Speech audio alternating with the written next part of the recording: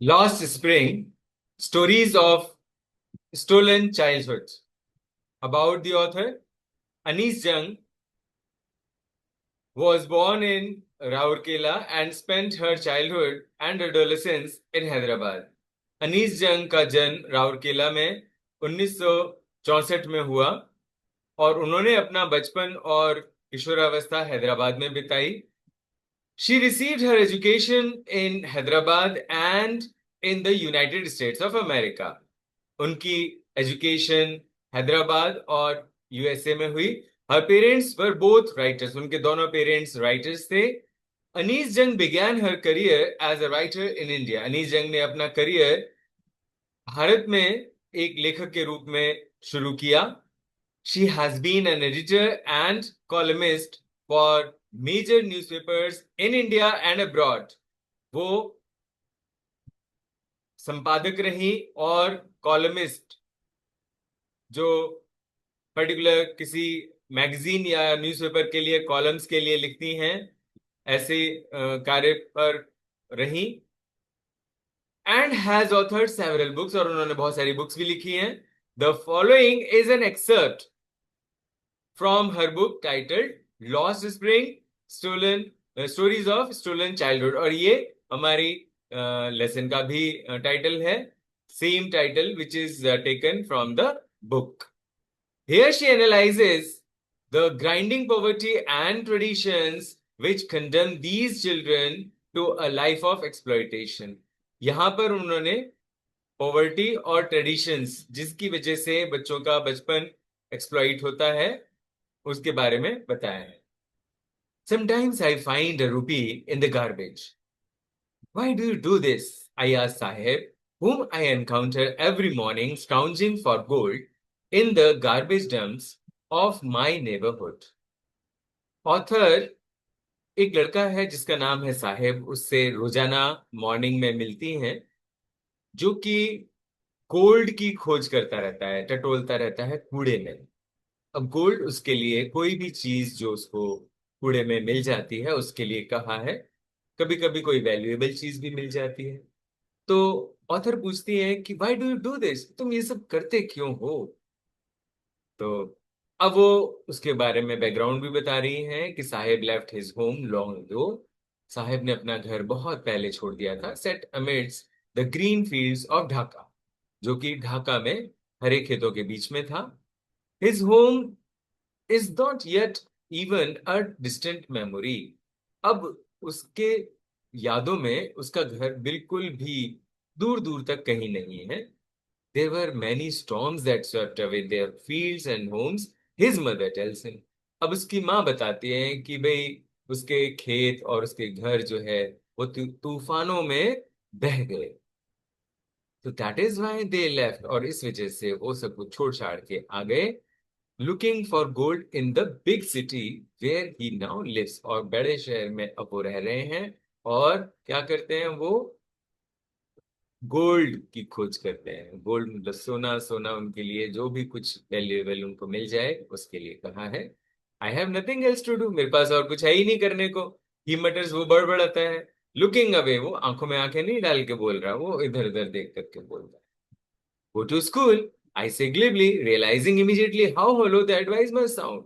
अब उन्होंने कहा स्कूल जाओ भाई, लेकिन उनकी एडवाइस तो कोई वैल्यूएबल नहीं थी. ऐसे ही लाइटली उन्होंने बोल दिया, क्योंकि वो उस पर प्रैक्टिकली वर्क नहीं कर सकता. क्योंकि अब वो क्या बोलते हैं कि भाई यहाँ पे मेरे यहाँ पर तो कोई भी स्कूल है ही नहीं, तो जो मैं वहां पर चला जाऊं. तो इसलिए वो क्या करता है, वो ये कहता है कि देर इज नो स्कूल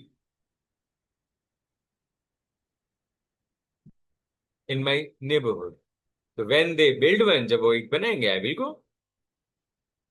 अब वो ऑथर बोलती है कि if I start a school will you come, अगर मैं स्कूल शुरू करूं तो क्या तुम आओगे. I ask half jokingly. Yes he says smilingly broadly. So वो कहते हैं हाँ बिल्कुल. A few days later I see him running up to me, is your school ready. और वो कुछ दिन बाद जो है दौड़ करके मेरे पास आता है कि भाई आपका स्कूल तैयार हो गया क्या. अरे भाई, स्कूल बनने में तो टाइम लगता है. It takes longer to build a school. I say, embarrassed or at having made a promise, अब एक तरीके से प्रॉमिस सही कर दिया था कि चलो भाई मैं बनाऊंगी स्कूल तो तुम आना, तो इस तरीके से। But promises like mind abound in every corner of his bleak world, उसकी अंधियारी दुनिया में ऐसे इस तरीके के तो कितने ही प्रोमिसेस होते हैं। After months of knowing him, अब कई महीनों की जानकारी के बाद, I asked him his name, मैंने उससे उसका नाम पूछा। तो साहिब आलम, ही अनाउंसेस, वो बोलता है कि मेरा नाम साहिब आलम है। तो he does not know what it means, उसको यही नहीं मालूम कि उसके नाम का मतलब क्या है। अब उसका मतलब आप जानते हो क्या होता है? लॉर्ड ऑफ द यूनिवर्स, साहिब आलम, मालिक, साहिब, लॉर्ड ऑफ द यूनिवर्स। तो he would have a hard time believing it, वो मानेगा ही नहीं कि उसके नाम का ये मतलब है, अनअवेयर ऑफ दिस। ठीक है, और उसको इस चीज की जानकारी नहीं है अपने नाम के बारे में कि वो क्या रिप्रेजेंट करता है। He roams the streets with his friends, और वो अपने दोस्त के साथ में, दोस्तों के साथ में सड़कों पर घूमता रहता है। An army of barefoot boys, अगर वो ऐसा कहें तो वो गलत नहीं होगा, क्योंकि बेचारे नंगे पैर घूमते रहते हैं, है ना। और वो किस तरीके से, एक और यहाँ पर सिमिली उन्होंने इस्तेमाल किया हुआ, fear like the morning birds and disappear at noon, वो सुबह मॉर्निंग बर्ड्स की तरह आ जाते हैं और दोपहर में गायब हो जाते हैं। Over the months I have come to recognise each of them, और उन्होंने कहा कि कुछ महीने के बाद तो मैं हर एक को बिल्कुल पहचानने लगी थी। So why aren't you wearing chappals, कि भाई तुम चप्पल्स क्यों नहीं पहनते हो? आई आस्क्ड वन, उन्होंने एक से पूछा। तो my mother did not bring them down from the shelf, he answered simply, उसने कहा कि मेरी मदर शेल्फ के ऊपर से निकालती ही नहीं है, तो even if she did he will throw them off. अब दूसरा बोलता है कि अगर वो उतार भी दे तो ये फेंक देगा उनको। और वो उसने खुद जो है ऐसे शूज पहने थे जो मैच नहीं कर रहे थे, तो उसने जो है किस तरीके के शूज पहने थे, तो who is wearing shoes that do not match? So when I comment on it, जब मैंने उस पे कमेंट किया तो he shuffles his feet and says nothing, I want shoes. अब तीसरा बोलता है कि भाई मेरे को जूते चाहिए। Who has never owned a pair all his life? Traveling across the country, I have seen children walking barefoot. मैंने जो है बहुत सारे बच्चे ऐसे नंगे पैर घूमते हुए देखे हैं in cities, on village roads. So it is not lack of money, लेकिन वो सब पैसे की कमी की वजह से नहीं होता, but a tradition to stay barefoot, लेकिन वो एक ट्रेडिशन है कि वो जो है नंगे पैर रहते ही हैं। तो ये एक एक्सप्लेनेशन है। अभी वो सोचती हैं कि आई वंडर कि if this is only an excuse to explain away a perpetual state of poverty, कि जो लगातार चलने वाली गरीबी है उसको एक्सप्लेन करने का ये भी एक तरीका हो। आई रिमेम्बर अ स्टोरी, वो एक स्टोरी याद करती है जो उदीपी से एक बारी एक मैन था उसने बताई थी। I remember a story, a man from Udupi once told me, तो as a young boy he would go to school past an old temple, वो जो है एक पुराने टेम्पल के आगे से अपने स्कूल जाया करता था। तो where his father was a priest, उसके फादर वहां पर प्रीस्ट थे। तो he would stop briefly at the temple and pray for a pair of shoes, और वो जो है वहां पर पेयर ऑफ अ शूज के लिए प्रे करता था। तो अब 30 years लेटर, जब नरेटर, जब ऑथर वहां पर गई, तो I visited his town and the temple which was now ड्राउन्ड in an air of desolation, जो अब सब ऐसा जैसे कि कोई कम लोग जाते हैं, बहुत कम लोग जाते हैं, तो इस तरीके की कंडीशन में था। तो इन द बैकयार्ड, अब उसके बैकयार्ड में where live the new priest, अब वहां पर नए प्रीस्ट रहते हैं। तो they were red and white plastic chairs. तो अब young boy dressed in a grey uniform wearing socks and shoes arrived panting, वो हांफते हुए वहां पर आता है। And through his bag, school bag, on a folding bed, उसने एक फोल्डिंग बेड पे जो है अपना स्कूल बैग रख दिया। तो looking at the boy I remembered the prayer another boy had made, अब वो जो बच्चा था उसकी याद आई कि भाई वो जो गॉडेस से मांगा करता था शूज, और जब उसको फाइनली पेयर मिल गया तो अब वो क्या मांगता था? हम्म तो the goddess when he had finally got a pair of shoes, तो वो क्या प्रेयर करता था? Let me never lose them, कि मैं कभी इनको हूं नहीं। The goddess had granted his prayer. तो अब young boys like the son of the priest now वो शूज, वो कहते हैं कि अब तो भाई इस तरीके के बच्चे शूज पहनते हैं, but many others like the rag pickers in my neighbourhood remain shoeless, वो तो अभी भी शूलेस रहते हैं। My acquaintance with the barefoot rag pickers leads me to Seemapuri. अब उनसे इतनी जानकारी हो गई तो एक दिन मन किया कि भी चलो घूम के आते सीमापुरी, कहाँ पर ये रहते हैं। तो ये एक्चुअली सीमापुरी जो नाम है, a place on the periphery, है ना, सीमा पर, बॉर्डर पर है दिल्ली के, लेकिन माइल्स अवे फ्रॉम इट। लेकिन ऐसा माना जाता है कि भाई वो माइल्स अवे है मेटाफरिकली, क्योंकि उसका दिल्ली से कोई संबंध नहीं है, जैसे कि बहुत दूर है, दूर दूर तक उसका कोई नाता नहीं, दिल्ली जैसी जगह ही नहीं लग रही वो। Those who live here are squatters who came from Bangladesh back in 1971। तो जो यहाँ पर रहते हैं वो 1971 में बांग्लादेश से आए हुए लोग हैं। अब साहिब की फैमिली भी उनमें से एक है, Saheb's family is among them. Seemapuri was then a wilderness, तब वो एक झाड़ झंखाड़ उजाड़ जगह हुआ करती थी, और जब ये आर्टिकल लिखा गया तब भी था, तो it still is, but it is no longer empty. अब वो खाली जगह नहीं है, लोग भर गए हैं वहां पे।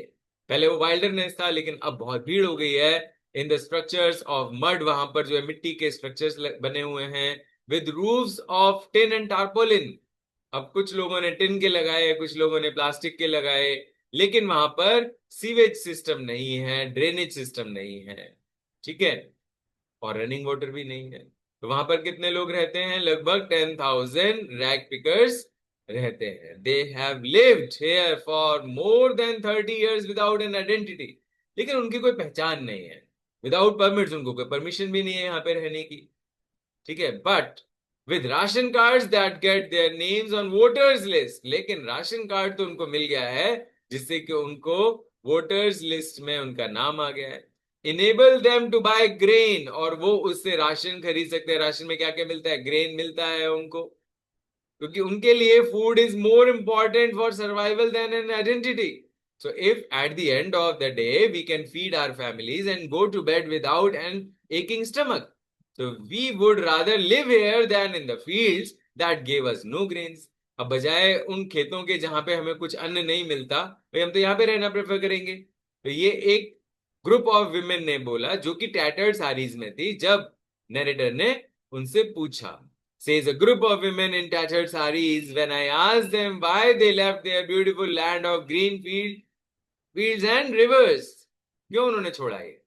तो अब उन्होंने कहा कि भाई जहां कहीं भी उनको खाना मिलेगा वो अपने टेंट्स लगा लेंगे, वो ट्रांजिट होम है उनके। whenever they find food they pitch their tents that become transit homes। वो इनको ट्रांजिट होम कह रहे हैं, परमानेंट हाउस नहीं कह रहे हैं। तो children grow up in them, बच्चे बड़े हो जाते हैं, बिकमिंग पार्टनर इन सर्वाइवल, और फिर वो सर्वाइवल में पार्टनर बन जाते हैं।